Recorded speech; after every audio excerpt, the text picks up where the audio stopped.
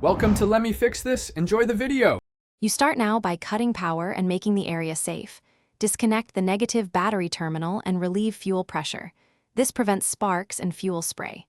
Next, remove the fuel cap and use a flashlight to inspect the filler neck for dents, corrosion, or loose clamps. If you see debris, clear it with compressed air and a soft brush.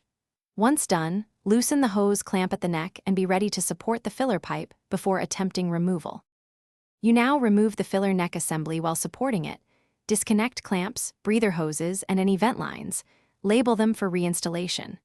Once out, run a bore light inside to spot pinholes, crushing, or scale that causes flow restriction.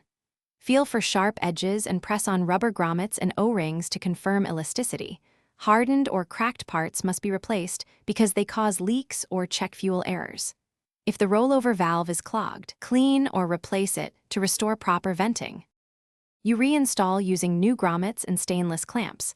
Align the filler neck so the hose isn't kinked and torque clamps to the vehicle spec to avoid over-tightening.